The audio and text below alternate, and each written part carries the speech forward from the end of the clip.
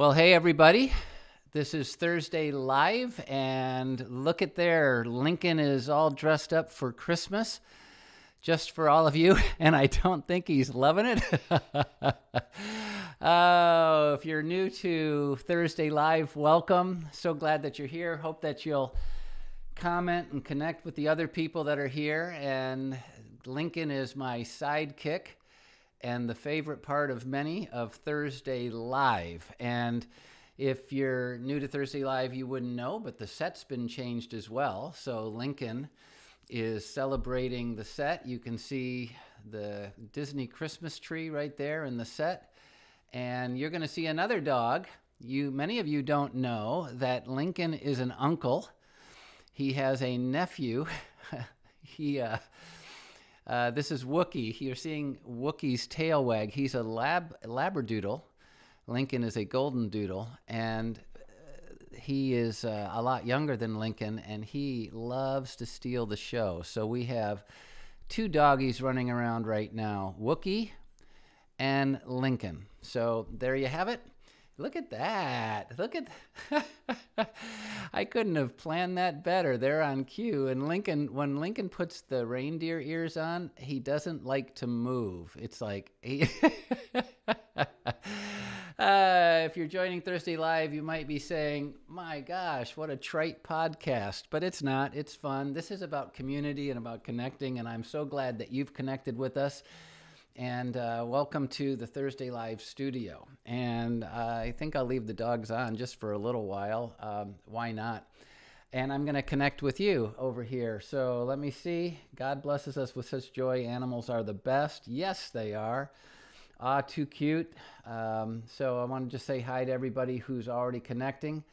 Helen said Charlie Dog doesn't like his reindeer ears either. Why would they like them, right? Poor guy. I think I'll take him off. There we go. Look at that. So we took him off, and now he can split. All right. We'll get to it. I just want to thank you for joining me for Thursday Live, and this is going to be kind of a celebration of the Christmas season podcast, as Roxanne and I have been decorating our home and welcoming portions of our family in during the season, including a grand dog, Wookie. We have been thinking a lot about it as we've decorated the trees. In fact, I don't know if you can find all the decorations that are in the studio. I'd love to see. I'll go back and read all your comments if I miss some of them along the way. But there are multiple items here. The tree counts as one. And then there are other items here representing Christmas, and I'd love it to see if you can point them out, if you can find them in the set.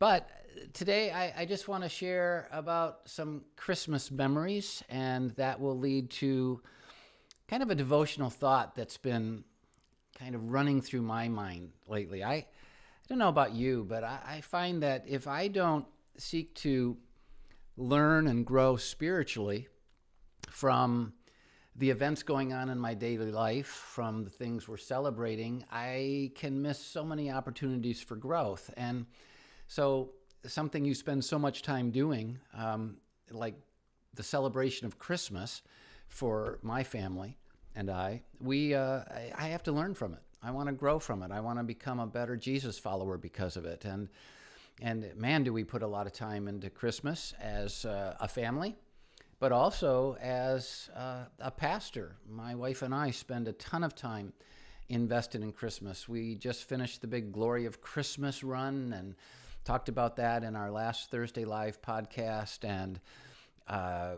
we're getting ready right now. We're in a Christmas series called 'Tis the Season.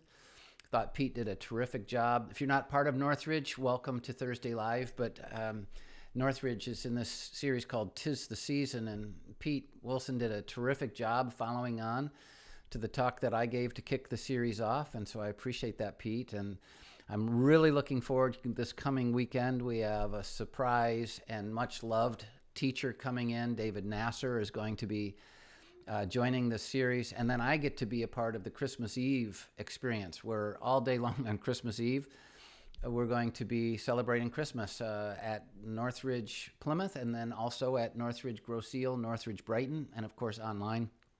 We'll be streaming at the 5:16 service. But so we put a lot of time into Christmas, and I want to learn from it. I want to grow from it. But every time I put up a Christmas tree, Roxanne and I have spent years and years developing kind of our own family memories and our own family traditions. In fact, I might do that next Thursday as a part of the podcast. Just go through the creation of memories and the impact that can have. But this tree represents one of them. Huge memories. And every time we set Christmas up, and it's mostly motivated by her, I might add, I think through and retrace the history of my Christmases. And not all of them are great. Have good stories with Christmas and bad stories, great memories and not so great memories, and you can learn from all those. But some of mine from childhood are, I don't know, just very meaningful for me. In fact, the further I get away from childhood, I kind of the more meaningful the memories that I have are, because my mom and dad are now in heaven. Makes heaven a little bit more precious for me. My three brothers and I have taken the place of the elder generation of our family, and it's really weird to. My brothers and I just got together recently and had a really good time together and took a picture. It's kind of been a thing throughout our life. My parents took pictures of us in a certain order and actually even had a painting done, and so we kind of take a picture every time we're together, or many times that we're together. And I look at that picture and I go, when did we become those people, you know? And so the childhood memories just explode for me. In fact, I thought I would share just a couple of pictures. You know, we didn't have digital pictures back then. We had regular pictures that we then have to transfer over. But here's one of my early days of Christmas. You can see this. This is me in the foreground there. You can see the Christmas tree behind my two older brothers. Looks like almost like they're wrestling or something back there. But there's my young mom, and I remember her very well like that, and my young dad, making Christmas a very special experience for us. And it was a beautiful time. And then another picture of my family and I when I was younger. Here I am in the foreground again.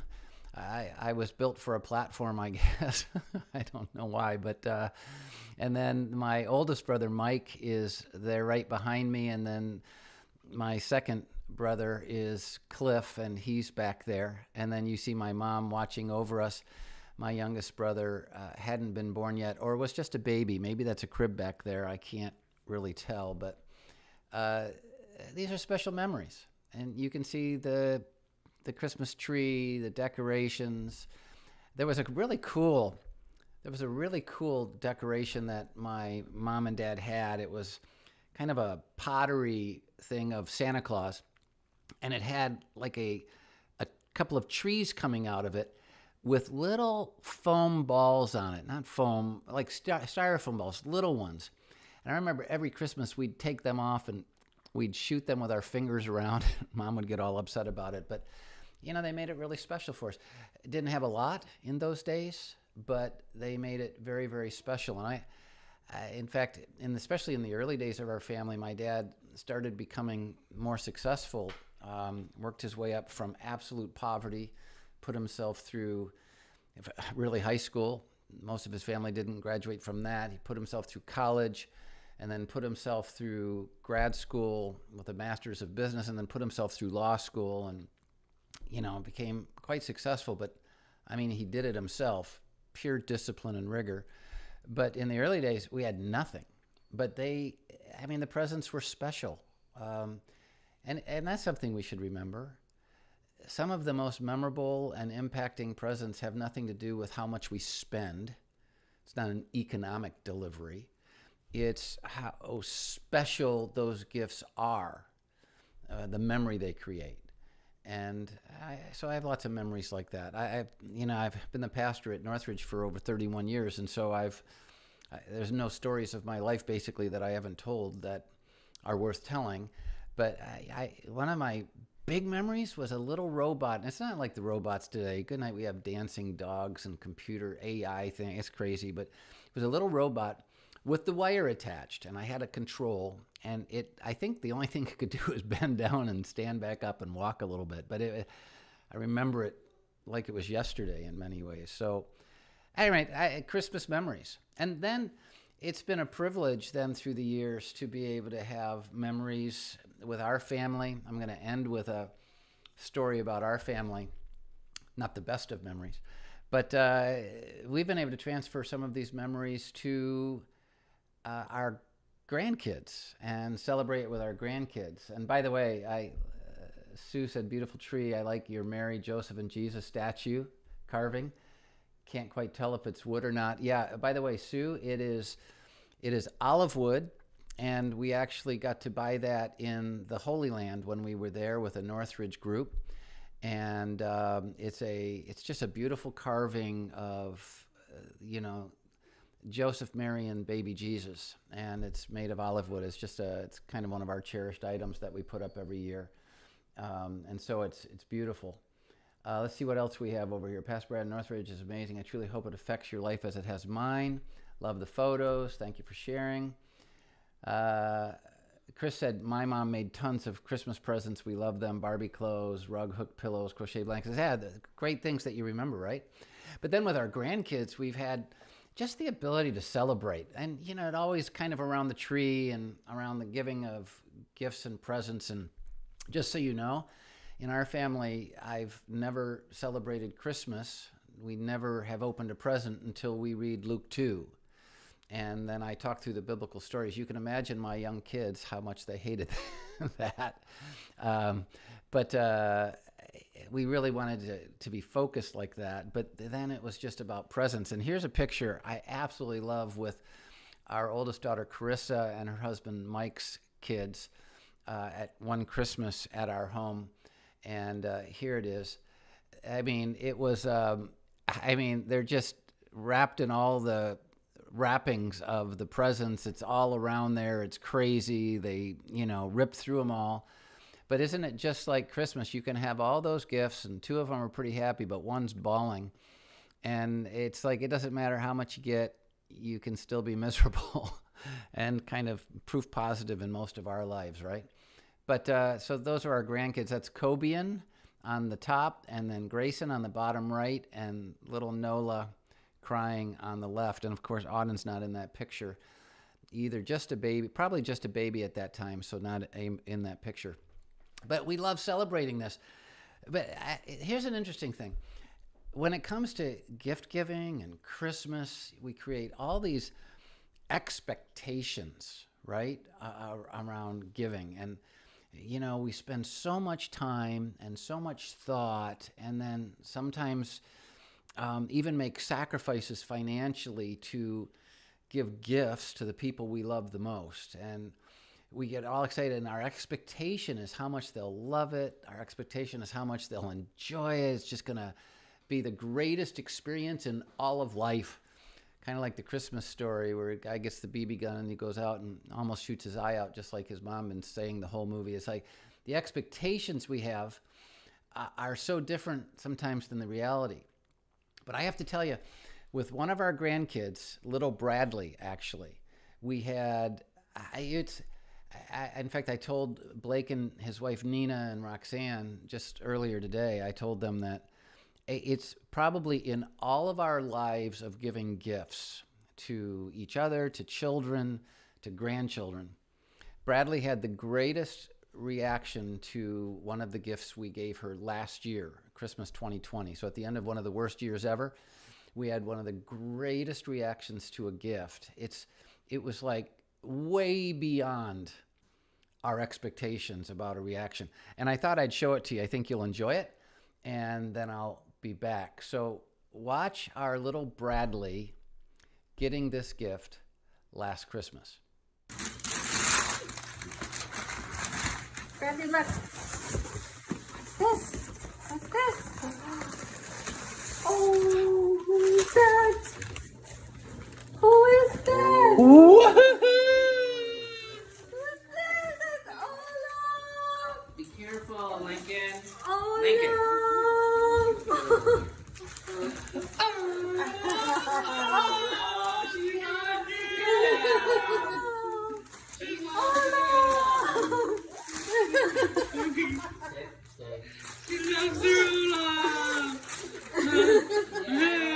no.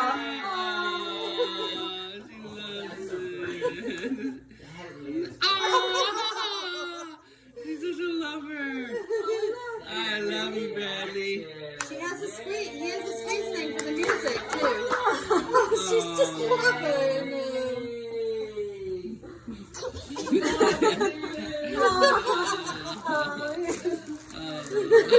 She loves her Olaf. She says that with stuffed animals, She but this is loves, like this is like over the top. oh, that's just Stuffed with Love by Nani and Papa.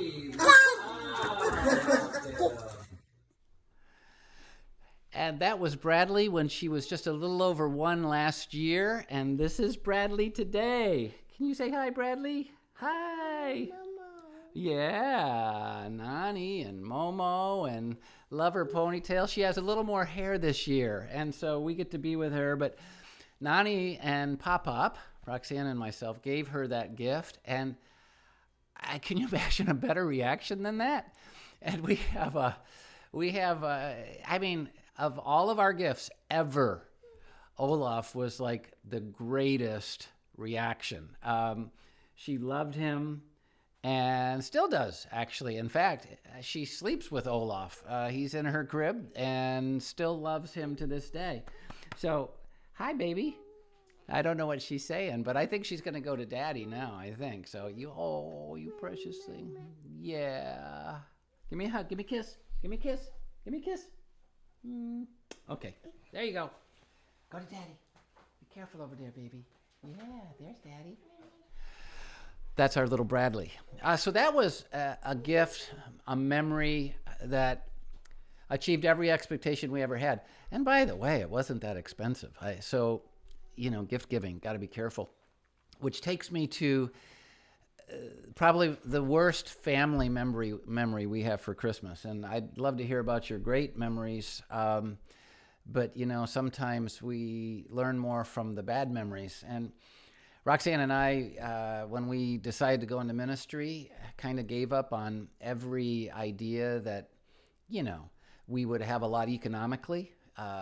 We were going to be in ministry, which every expectation we had, it was going to be, economic struggle.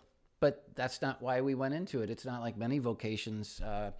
We didn't go to Harvard or Yale or Princeton. Nothing wrong with that.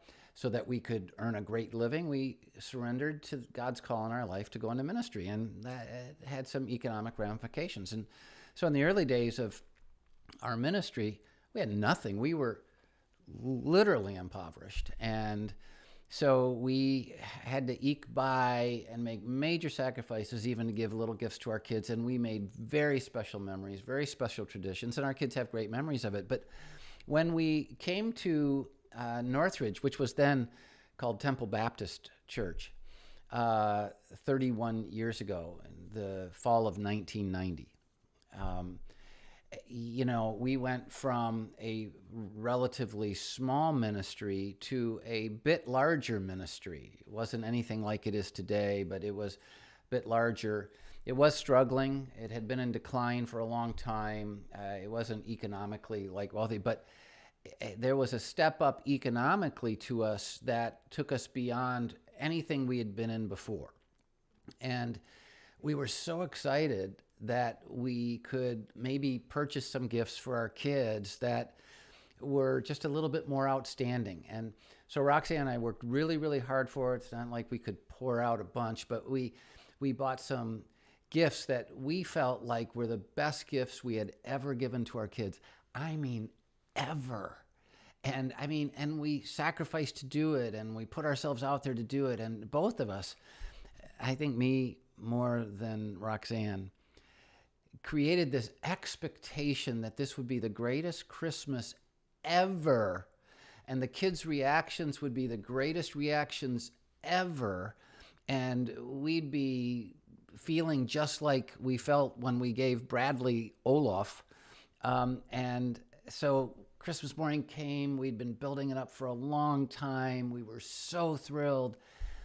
And the reactions, weren't all that great. In fact, to be really honest, our son Blake kind of set the mood on this thing. I think, especially for me, the expectation was so great as we gave each gift, it put a pressure on the kids to react. And Blake being, the middle child at the time, we had a real young Allie, and Carissa was a little older, like third grade or something like that. And it just put an expectation. He didn't know how to react. And so he reacted poorly, either through crying or whining. And his big reaction was falling back and faking, excitement. And it dashed every expectation I had for what his and their reaction would be. And I just was not happy. And we tried to manipulate the reaction and manipulate the joy and I did. And it was a horrible memory. I mean, Blake remembers it to this day. It's not the best Christmas memory. And by the way, Blake and I have a great relationship, but didn't ruin everything. Failure's not final, thank God. It was just poor. And I have to tell you, it just helps me to think through the reality of one of the huge problems we have with the whole celebration of Christmas as it's become. And the problem is that it's so easy to develop the wrong focus for Christmas and to miss everything it really means. Now, to be honest with you, and this is actually a part of how pitiful it was, so we sat in front of this tree with all those gifts in Christmas of 1990, and I was so excited about giving these gifts, and all of that. And before we could open the gifts, I said, we have to read the Christmas story. This is about baby Jesus. And I opened to Luke 2, and read about that. But I wasn't even, I was the one doing that. But I was doing that out of tradition. I was doing that because I knew it was the important thing to do. But I was so excited about getting to the presents. And when each of those presents was opened and all of my expectations were dashed, and I wasn't focused on baby Jesus. I wasn't trying to help my kids to see Jesus more clearly. I was giving them a raw demonstration of someone who was putting his hope, his expectation, and trying to find his joy in the wrong things, trying to get the kids to respond in a way I'd want them to respond because of that, and not think about Jesus at all. It was crazy. And how bad is that? I read Luke 2, but I don't live Luke 2. And it's so easy in this world, how we celebrate Christmas, to develop the wrong focus for Christmas and to miss everything it really means. I have. Not just that one time. I have on multiple occasions. I can still do it today. It's so easy. And so go back. I just want to show you those pictures again. The picture of me with my brothers and parents. What do we have there? We have Christmas trees and we have presents. And here's the other picture. And what do we have? We're all surrounded by presents. And then the picture with my grandkids, it was all about presents, happy or not. And then I won't show you Olaf again, but what was that about? It was about, the presents. And it's so easy to get the focus on that. And even if we read Luke 2, and even if we read the Bible story, and even if we tell the story of Christmas, if we put all of the emphasis on our trees and our presents and all of that, on making sure we get everything on the list, it's so easy for them to go, yeah, thank God for Jesus so that we can get all these gifts. It's so easy to miss everything that's really important. And so I just want to remind you, as I've been reminding myself this Christmas, that for Christmas to be meaningful, for Christmas to be worth celebrating as Jesus followers, there are some people who don't like the whole celebration of Christmas who are Jesus followers. They think it's too materialistic, and I think they've got a point, and Some don't like the whole Santa Claus thing. In our first church setting, we think Santa Claus is a seasonal thing and it's a lot of fun. There are things you can learn from his past and all of that. And certainly the character of giving that comes from St. Nick and all that is great. But we were, bringing out Santa Claus to bring some joy at Christmas in a Sunday school setting. I was just like 26 years old, something like that, as a pastor. And a lady came in and started screaming us out and yelling us down for how dare us destroy Christmas and all that. And I mean, we can go hog wild on everything, but the truth is that with whatever traditions we have and whatever memories we have and whatever we do with gift giving and all of that, for Christmas to be genuinely meaningful, a genuinely worthwhile celebration that helps us to advance in our following of Jesus and help shine his light into this world that needs so desperately to see Jesus, Christmas should, however we celebrate it, ultimately refocus us more on Christ. That's what it should be. That's why we do the Glory of Christmas at Northridge. It's because we want to focus on Christ. And a lot of people say, but you do seasonal stuff and Santa Claus.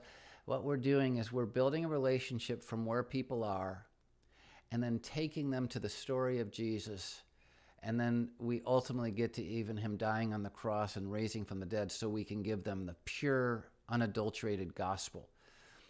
The only reason the Glory of Christmas is meaningful is because we get to refocus on Christ and get people focused on Christ.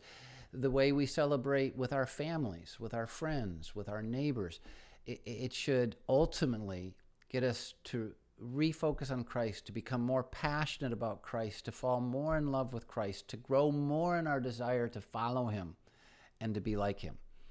And so, kind of wind it up with this devotional idea, it brings me to Colossians chapter 3 and verses 1 through 12. And I've given you a Brad Powell edit here. I've put some things around. I've left some things out. You can read Colossians 3, 1 through 12 in its entirety on your own if you'd like. But I just really want you to get this because I believe that this way we celebrate Christmas should lead us to fulfill the idea that the Apostle Paul is communicating in Colossians chapter 3.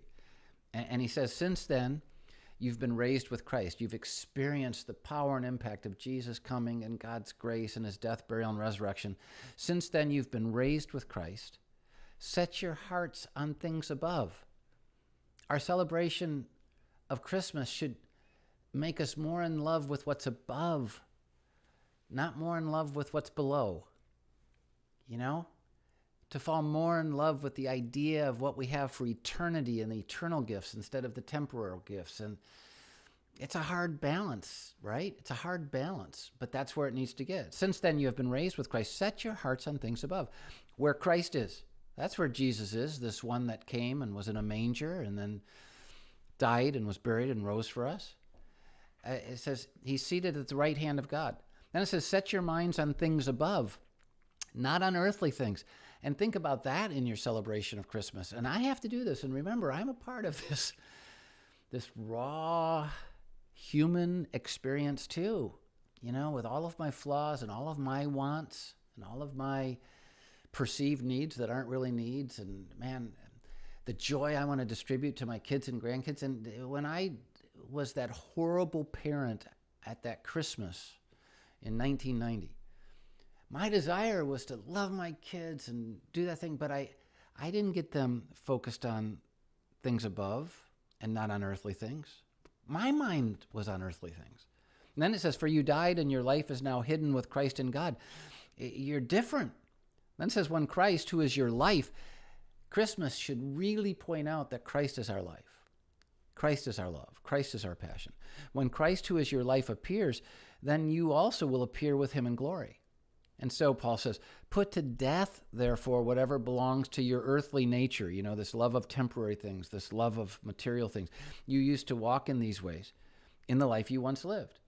But now take off your old self with its practices and put on the new self. The old self is me, what I'm like.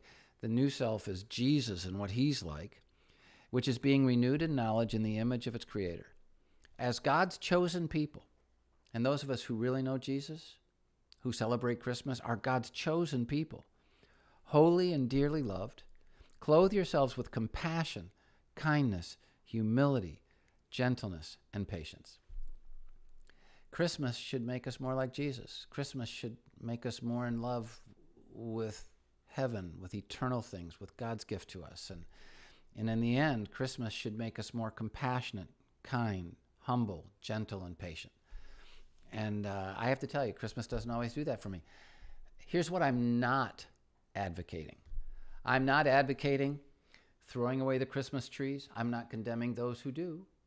But that's not what I'm advocating. I put up Christmas trees and I put on Christmas decorations, and we do make and purchase gifts and distribute those. We do celebrate the holidays. We do that.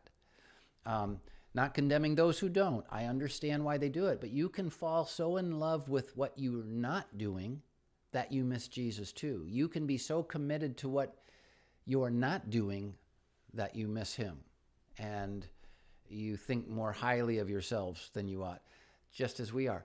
But however you celebrate Christmas, you need to make sure that it helps you to put your heart in the right place, your mind in the right place, your love and passion in the right place, to get you more reliant and more dependent on Jesus. And ultimately, as you depend on him, clothe yourself with compassion, kindness, humility, gentleness, and patience. And however you're celebrating Christmas, would you make sure that that's where you try and end up? And those that you influence, that's where you try and help them end up. But don't do it in a way that manipulates, and cajoles them in such a way where they hate what you stand for.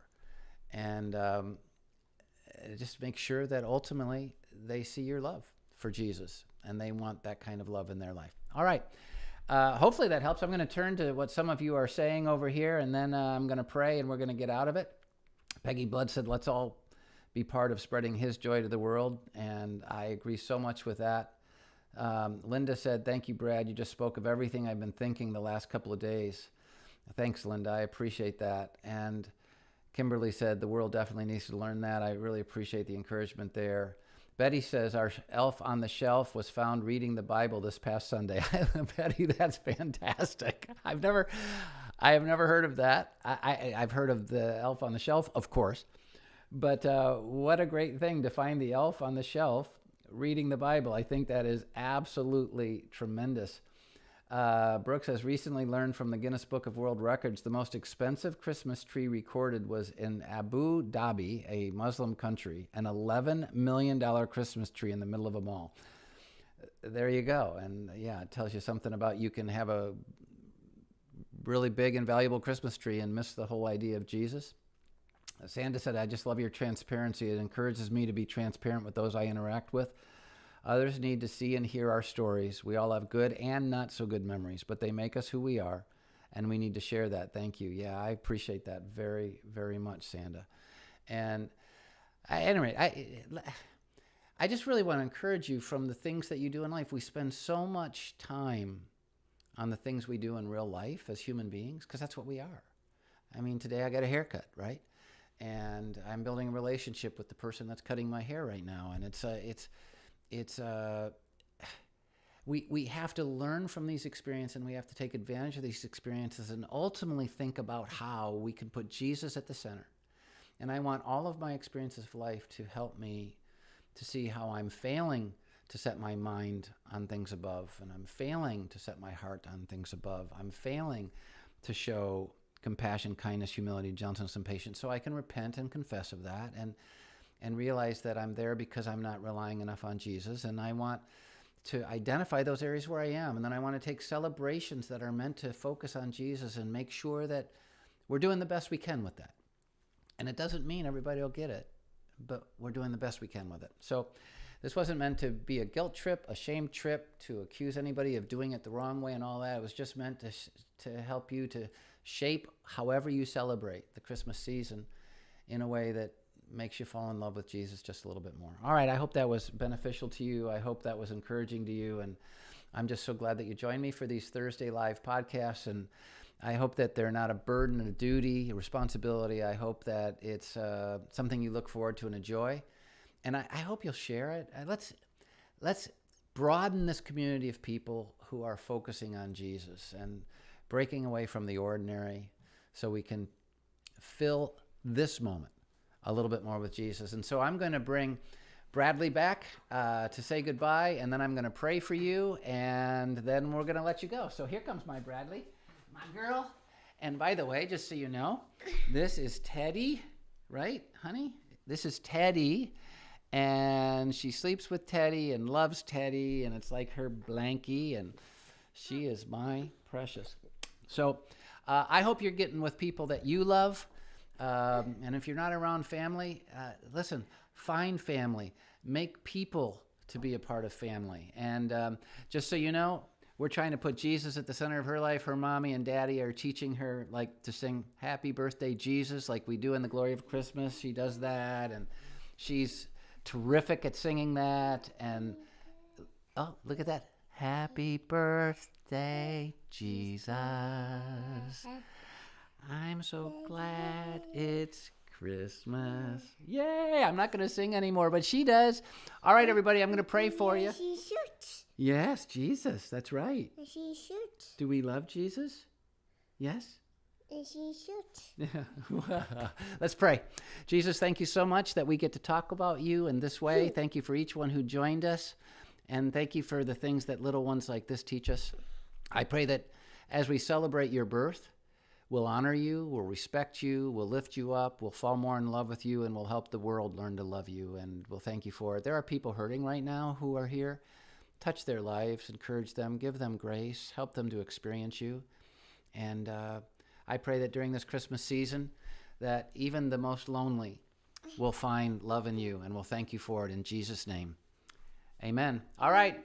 Well, from Lincoln and from Wookie and from Bradley and from me, thanks for joining Thursday Live. If you're a part of Northridge, don't miss this weekend. It's going to be exciting. It's going to be a great talk in the series 'Tis the Season. And we'll see you next week for Thursday Live. Until then, I'm praying for you. I hope you'll be praying for me. See you, everybody.